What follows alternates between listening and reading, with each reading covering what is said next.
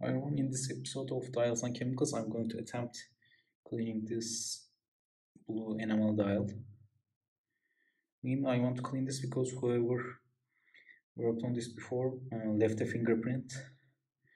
Other than that, I find the dial very appealing, especially with dominance. But I'm going to try and clean this fingerprint that you see on the glare. And I'm going to use turpentine with these precise tips.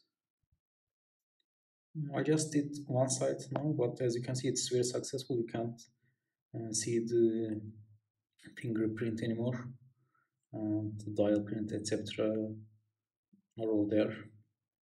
Now I'm going to clean all the dial and make sure it's uniform after the cleaning is done.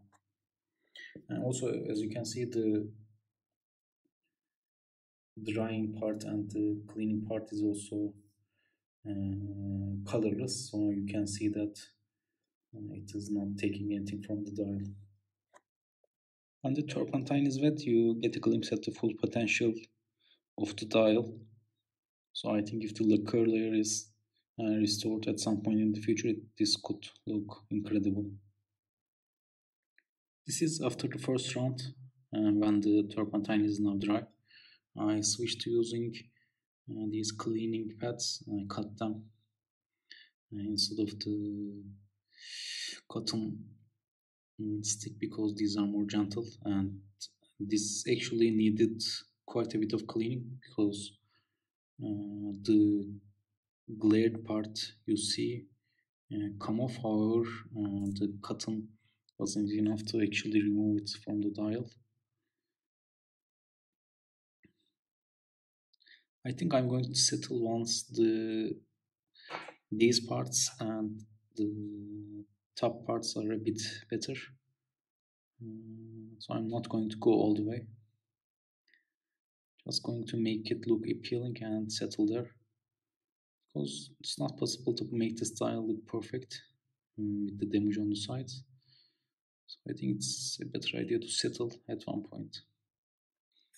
After each cleaning, I bombard the dial with air to get rid of the turpentine and check the progress. I think after all these are used, I'm going to settle with the result. It's already much better than what it was before.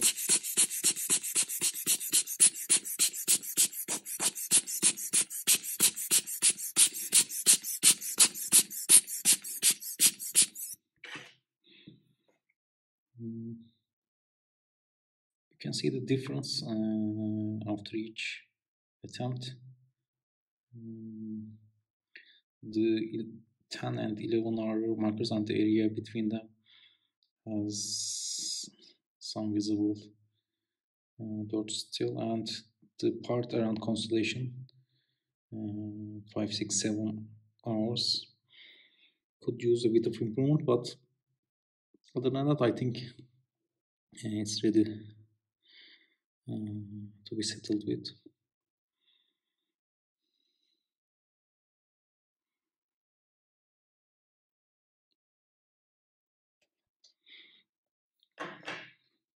This is where I'm going to settle with the style. I don't want to push it further. I think it could use a full turpentine bit maybe to get rid of all the dust because it's a very wet process. And my notes for the operation are it's better to do it very wet because it also increases the glide, decreases what was it? Anyway, I think you understand. Use mini pieces of cloth, and I make sure that the area is small so it doesn't touch the indices, etc.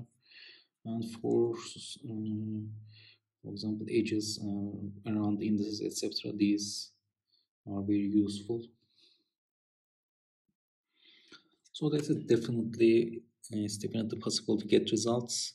It's definitely possible to get uh, disappearing sections on the dial. But of course, with a dial like this, you have to settle at one point, and I think that point is here, this dial, for me at least. I usually hold date dials like this with a plastic tweezer, and I'm going to manually do the bait now.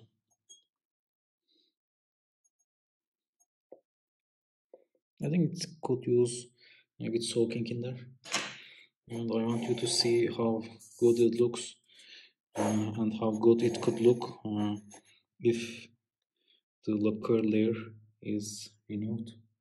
It almost looks like a new stock tile. And I think this is the maximum potential of this tile. This look here. It's really incredible.